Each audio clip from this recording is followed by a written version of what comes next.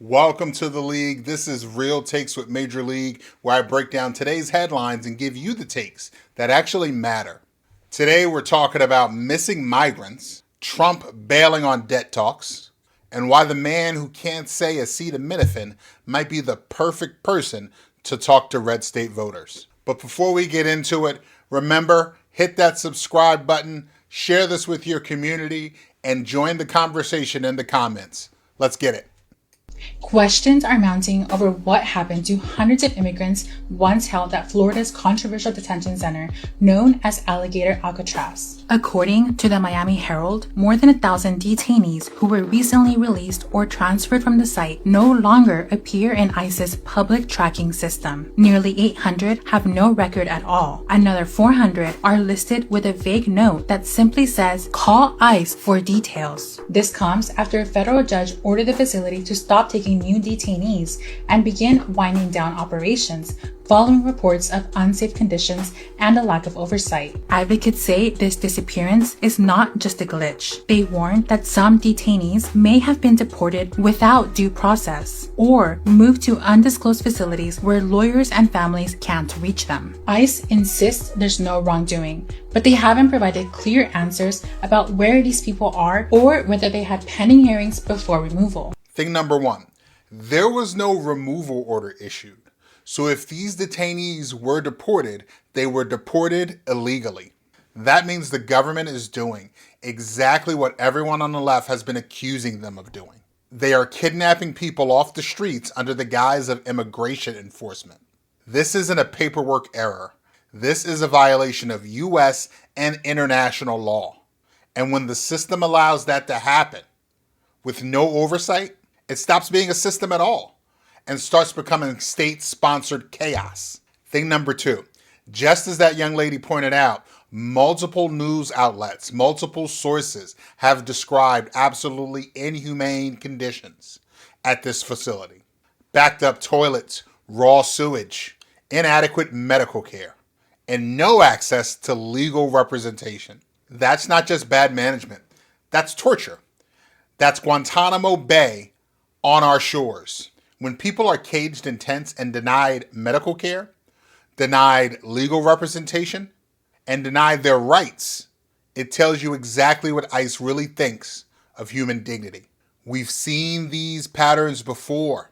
History doesn't judge it kindly. Thing number three, this feels like a much bigger story than it is. ICE has no record of these people. They could be anywhere. They could be dead. And the silence from mainstream media is deafening. It tells you exactly how much immigrant lives, brown lives, are valued in America. From the government not working to protect people's rights to the government not working at all. The last time Congress was up against a funding deadline, about 6 months ago, you voted with Republicans to keep the government open. I want to play what you said on the Senate floor at that time, calling it a Hobson's choice. Either proceed with the bill before us or risk Donald Trump throwing America into the chaos of a shutdown. This, in my view, is no choice at all. While the CR bill is very bad, the potential for a shutdown has consequences for America that are much, much worse. Mr. Leader, do you no longer believe what you said 6 months ago there? Things have changed, Dana, in three ways. First, since March, when that happened, the American people have seen how terrible the Trump administration policies are. Their costs are going up because of tariffs, because of electric bills, and most of all, because of the decimation of health care. Second, we have seen what they're doing. They're illegally violating any appropriations bills, any spending bills we've done by their rescissions, their pocket rescissions, and things like that. And so they're doing it illegally anyway, whether we had an agreement or not. And third, Democrats are united. We all agree that we cannot allow the present situation, the status quo, to continue when the American people are demanding change. And just this morning, Trump took to Truth Social to announce that he had unilaterally canceled the meeting that he had with Jeffries and Schumer for this coming Thursday. Trump blamed Democrats and recycled the usual MAGA talking points. He took his usual route of sowing division and casting himself as this eternal victim. What's becoming more and more obvious is he really doesn't care about the economy. He really doesn't care about your kitchen table or your pocketbook. He cares about holding grudges and settling old gripes. Anything but actually governing the country. Thing number 2. Both sides are kind of putting themselves in a position where they can blame the other person for not getting a deal done. And as per usual, no one in Washington is seriously interested in solving problems. Meanwhile, the economy's tanking. The unemployment rate for Black Americans in this country is 7.5% and rising. Electric bills are skyrocketing and tariffs are destroying farms all across the country. Thing number 3. Now, I know I'm not the only person that feels this way, and what I've seen on social media over the course of the last 3 months shows me there's a general consensus among the left and progressives that the path forward is actually shutting this government down. Right now, this government is being used as a tool to harm people more than it is a tool to actually help anyone. ICE raids, attacks on reproductive rights, more tax breaks for billionaires. Shit, they're about to use federal tax dollars to fund a UFC fight on the White House lawn. Shut this whole motherfucker down. It doesn't make sense to me at all to fund this government while the government is using those funds to harm its citizens. What remains to be seen is if Schumer and Jeffries have the intestinal fortitude to get the job done, to stick to their guns. And while the government grinds to a halt, Trump's literacy skills are on full display. First, effective immediately, the FDA will be notifying physicians that the use of let's see how we say that. Don't hurt yourself. Acetaminophen. Is that okay? Which is basically commonly known as Tylenol during pregnancy, can be associated with a very increased risk of autism. So taking Tylenol is not good. All right, I'll say it. It's not good. Can you say it? For this reason, they are strongly recommending that women limit Tylenol use during pregnancy unless medically necessary. Thing number 1. So in yet another wild announcement from the Trump administration, Trump damn near had a stroke trying to pronounce acetaminophen.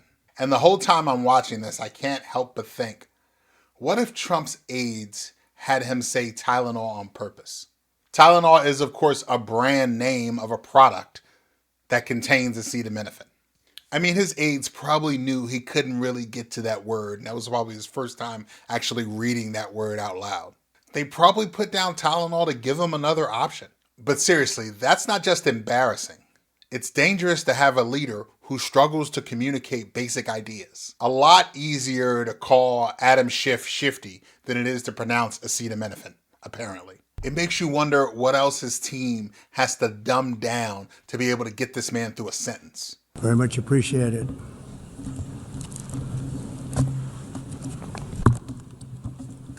And I don't mind making this speech without a teleprompter, because the teleprompter is not working.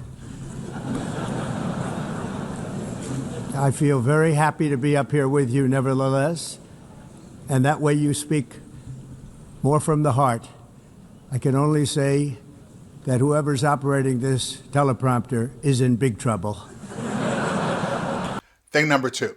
So his teleprompter failed at the UN and he tried to laugh it off as much as he could. And then he ended up wandering through his speech, trying the best he could not to look down at the notes sitting right in front of him on the podium. And he was just rambling, looking for opportunities for the crowd to applaud so they can bail him out again. How incredibly embarrassing for our country that our president can't read good. He's literally just winging it all the time. It's improv comedy with nuclear codes. Thing number 3.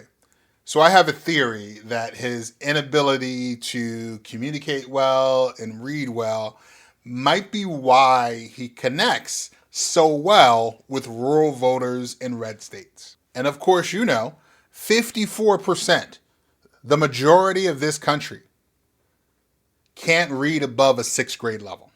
Now, I'm not being a dick. That's a real study from the National Literacy Institute. And I think it explains so much why someone who doesn't value facts, books, or expertise can become a hero in a place that has neglected literacy, neglected science, neglected new information for decades. It's a real scary reflection on where America is headed. All right, that does it for me. Thank you so much for joining us on Real Takes with Major League. As always, leave your thoughts in the comments, hit that subscribe button, and share this video with your community.